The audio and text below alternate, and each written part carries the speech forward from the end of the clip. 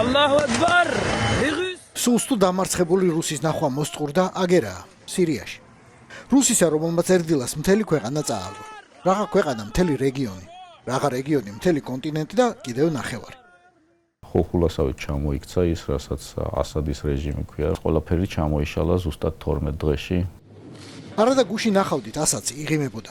ორი კვირის წინ პრეზიდენტის რანგში მოძმე რუსეთს სტუმრობდა სამომავლო გეგმების დასალაგებლად. ახლა მადლობელია რომ ისევ რუსეთამდე ჩააღწია და 72 ქალწულს არ ჩაახუტეს წამებით. То, что творится на Ближнем Востоке. Ახლო აღმოსავლეთში რაც ხდება, იქიდან აღმოსავლეთით გავრცელდება. Როგორც ჩვენი პრეზიდენტი ამბობს, ტურბულენტობის 20 წელი გველის და მსოფლიოს ახალი გადანაწილება.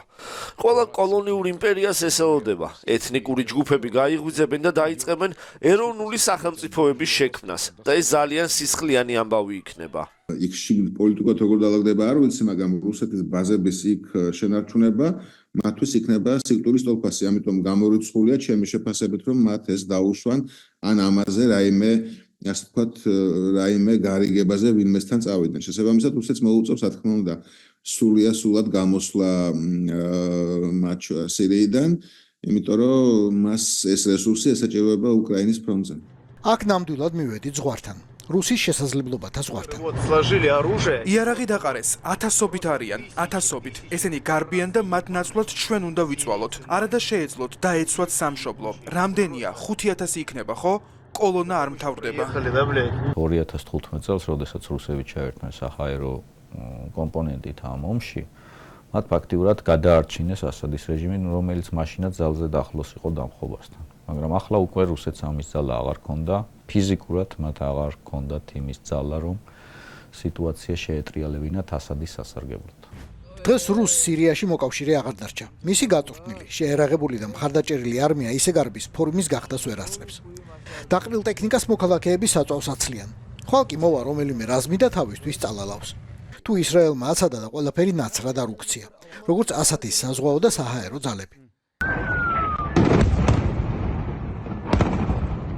ხვალ ვიღაც აუცილებლად დაეპატრონება ასადის ბალისტიკურ რაკეტებს, რომლებსაც დამასკოს გვირაბებში მიაკვლიეს. ისრაელმა გაანადგურა ყველა სამხედრო ბაზა, რაც კი სირიას გააჩნდა, არა მხოლოდ ბაზა, არამედ ინფრასტრუქტურა, თვითმფრინავები, საჰაერო თავდაცვის სისტემები, იმიტომ რომ შემდგომში ვინც მოვა ხელისუფლებაში, მათ არ ეცალოთ იმისთვის, რათა ისრაელზე მიიდაონ შეტევა და ბევრი რადიკალური ჯგუფი აცხადებს, რომ მათი შემდეგი სამიზნე იერუსალიმი იქნება და ისრაელი იქნება. რუსს ზუსტად იმის ეშინია, რომ შემდეგი სამიზნე შეიძლება იერუსალიმი არ გახდეს და რეგიონში მართლა დამყარდეს ახალი კავშირები. კონსტანტინე ზატულინი ოპოზიციის სწრაფი გამარჯვების უკან თურქეთის, ქურთებისა და ისრაელის მოულოდნელ ალიანსს ხედავს, რისგანაც რუსი კარგს არაფერს ელის. არ მექნებოდა ილუზია ჩვენი ბაზების შენარჩუნების პერსპექტივასთან დაკავშირებით. ისინი, ვინც დაიკავა სირია ბრძოლის ველზე, ჩვენი მოწინააღმდეგეები იყვნენ. არ მგონია, რომ ჩვენი იყოფნა მოინდომონ. ჩვენ მთელი ძალები დავძაბეთ უკრაინაში კოლექტიურ დასავლეთთან ბრძოლისთვის, რის გამოც აღარ გქონდა სირიისთვის ეფექტური დახმარების შესაძლებლობა. ისრაელი რომ არა, ასადი დღესაც პრეზიდენტი იქნებოდა და თავისი დიდებული მანქანებით იგრიალებდა. მაგრამ ჰამასის შემდეგ ჰეზბოლასა და მისი მხარდამჭერი ირანის ჯერი დადგა. დასუსტდა რუსეთი, დასუსტდა ირანი და მანევრირების საშუალება დიდწილად შეუმცირდა ირანს, რომელმაც სხვათა შორის ამ წელთაღრიცხვაში პირველად შეძლო ხმელეთით გასულიყო ხმელთაშუა ზღვაზე. და პირდაპირ მიადგა თავის მთავარ მოწინააღმდეგეს ისრაელს ხმელეთით. ახლა ეს ყველაფერი გაქრა. პეიჯერების აფეთქებას ათასობით ბოევიკი და მეთაური რომ შეიწირა, უკვე ტანკები მიჰყვა. ისრაელის არმია დამასკოდან უკვე 20 კილომეტრშია.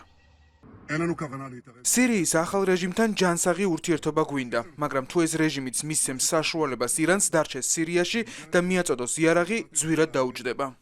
ვიცით რომ მოსკოვი ახალი ხელისუფლების შემადგენელ ჯგუფებს უკვე აღარ უწოდებს ტერორისტებს და დაიწყო მათთან სასაუბროდ არხების ძებნა. ასადი ვიღას ახსოვს.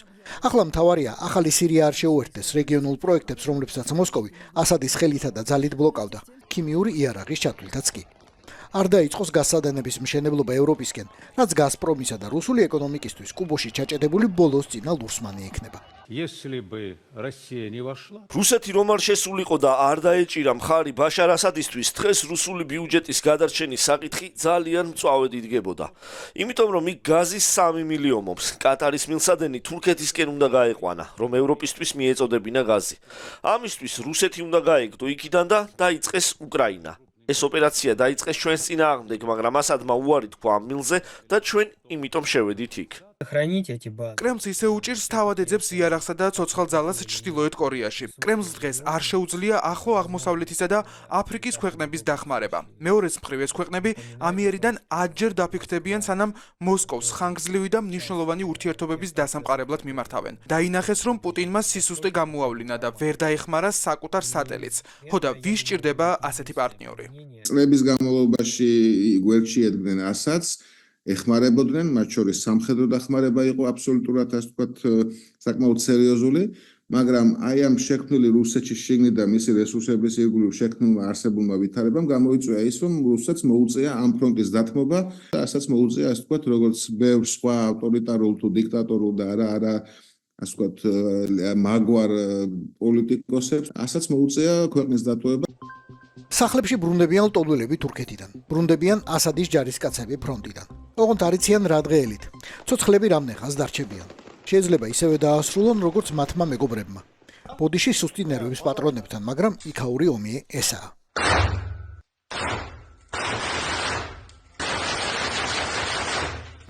სირიის ინფორმაციის სამინისტრომ გამოაცხადა, რომ გაასამართლებს ყველა ჟურნალისტს, ვინც ასადის პროპაგანდას ემსახურებოდა. თავად უკეთიციან რაზიანი მოუტანა ტვინების გამორეცხვა მათ ქვეყანას. დასავლური მედია ამტკიცებს, რომ ასადის ოჯახმა 10 წლის განმავლობაში რუსეთში 135 მილიარდი დოლარი გაიტანა და მხოლოდ მოსკოვური აპარტამენტები, სადაც დიქტატორის ოჯახი და ნათესაობა დასახლდა, 40 მილიონი ღირდა. ახლა მათი კლანი პოლიტიკური პროცესიდან ამოშანთულია. სირიული სასახლეები და უფროსი ასადის მამა ჰაფეზის აკლდამა გადაბუგულია. ერთ დღეში შეიცვალა ქვეყნის სიმბოლიკა და პირველი, ვინც ახალი დროში აღმართა, მოსკოვში სირიის საელჩო იყო. თან სულ სიმღერით.